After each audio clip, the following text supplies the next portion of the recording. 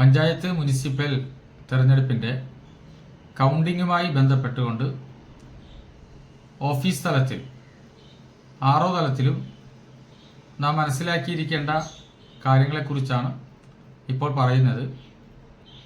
കൗണ്ടിങ്ങിന് സ്ഥാനാർത്ഥികളുടെ ഏജന്റുമാർക്ക് പാസ് കൊടുക്കണം. അതുപോലെ തന്നെ കൗണ്ടിംഗ് ഹാളിലേക്ക് പ്രവേശിക്കേണ്ട ഉദ്യോഗസ്ഥന്മാർക്ക് പാസ് കൊടുക്കേണ്ടതുണ്ട്. അതുപോലെ തന്നെ കൗണ്ടിംഗ് ഹാളിന് കാവൽ നിൽക്കുന്ന ആവശ്യമായ പോലീസ് സംവിധാനങ്ങൾ ഏർപ്പെടുത്തുന്നതിന് വേണ്ടിയുള്ള കാര്യങ്ങളും ഏർപ്പെടുത്തേണ്ടതുണ്ട്. രാവിലെ 8 മണിക്ക് തന്നെ കൗണ്ടിംഗ് ആരംഭിക്കേണ്ടതുണ്ട്. അത് പോസ്റ്റൽ ബാലറ്റാണ് ആദ്യമായി കൗണ്ട് ചെയ്യുന്നത്. പോസ്റ്റൽ ബാലറ്റ് എണ്ണി തുടങ്ങിയ ശേഷമാണ് മറ്റ് ഇലക്ട്രോണിക് വോട്ടിംഗ് മെഷീനുള്ള വോട്ട് എണ്ണി തുടങ്ങുന്നത്. ടാബുലേഷന് വേണ്ടി പ്രത്യേകമായ ടീമിനെ ഏർപ്പെടുത്തേണ്ടതുണ്ട്.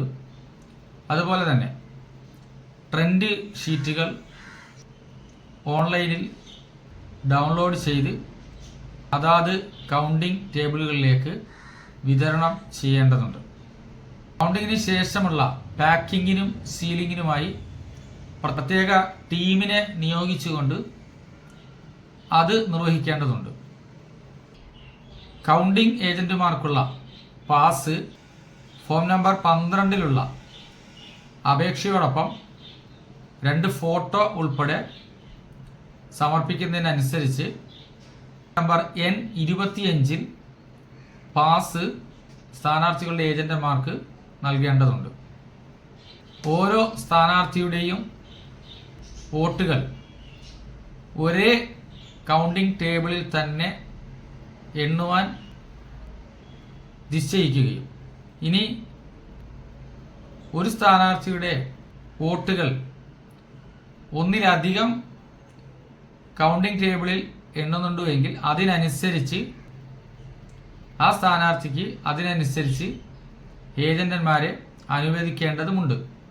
ഓരോ സ്ഥാനാർത്ഥിയുടെയും വോട്ടുകൾ എണ്ണിക്കഴിഞ്ഞാൽ ആ ടേബിളിൽ നിന്നും ആ സ്ഥാനാർത്ഥിയുടെ ഏജന്റന്മാർ മാറി നിൽക്കുകയും അടുത്ത സ്ഥാനാർത്ഥിയുടെ ഏജന്റന്മാർക്ക് വഴിയൊരുക്കുകയും ചെയ്യുന്ന രീതിയിലാണ് ഏജന്റുമാരുടെ സാന്നിധ്യം ക്രമീകരിക്കേണ്ടത്. ബ്ലോക്ക് പഞ്ചായത്തുകളുടെ കാര്യത്തിലാകുമ്പോൾ അതാത് ഡിവിഷന്റെ വോട്ടുകൾ എണ്ണുന്നത് ഒന്നിലധികം ടേബിളുകളിൽ ആയതിനാൽ അതിനനുസരിച്ച് ഏജന്റുമാരെ അനുവദിക്കേണ്ടതുമുണ്ട്. ഗ്രാമപഞ്ചായത്തിലേക്കും മുനിസിപ്പാലിറ്റിയുടെ വാർഡുകളിലേക്കുമുള്ള വോട്ടെണ്ണൽ അതാത് കൗണ്ടിംഗ് ടേബിളിൽ തന്നെ നടക്കുന്നതിനാൽ ഒന്നിലധികം ഏജന്റുമാരെ അനുവദിക്കേണ്ടതില്ല. അതായത് അതാത് കൗണ്ടിംഗ് ടേബിളിലേക്ക് അതാത് സ്ഥാനാർത്ഥികളുടെ ഒരു ഏജന്റിനെ വീതം അനുവദിച്ചാൽ മതിയാകും എന്നുള്ളതാണ്.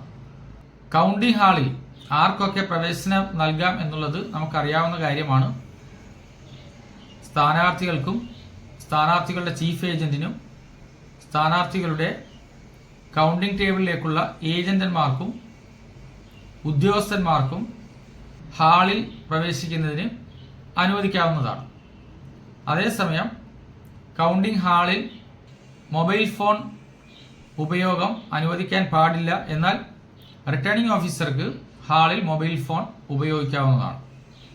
കൗണ്ടിംഗ് ടേബിളുകളിലേക്ക് 24A ഫോം, ട്രെൻഡിൻ്റെ കൗണ്ടിംഗ് സ്ലിപ്പ് എന്നിവ കൃത്യമായി ഡിസ്ട്രിബ്യൂട്ട് ചെയ്യേണ്ടതുണ്ട്. ട്രെൻഡ് സോഫ്റ്റ്വെയറിൽ നിന്നും അതാത് കൗണ്ടിംഗ് ടേബിളിലേക്കുള്ള EVM കൗണ്ടിങ്ങിനുള്ള ട്രെൻഡ് ഷീറ്റും പോസ്റ്റൽ ബാലറ്റിനുള്ള ട്രെൻഡ് ഷീറ്റും ഡൗൺലോഡ് ചെയ്ത് എടുക്കാവുന്നതാണ്.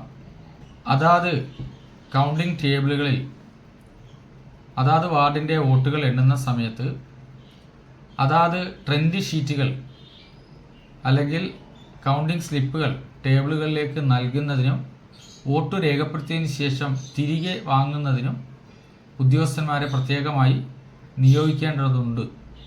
എങ്കിൽ മാത്രമേ ട്രെൻഡ് സോഫ്റ്റ്വെയറിൽ കൃത്യമായിട്ടുള്ള ആ എൻട്രി സമയത്ത് തന്നെ നടത്താൻ കഴിയുകയുള്ളൂ.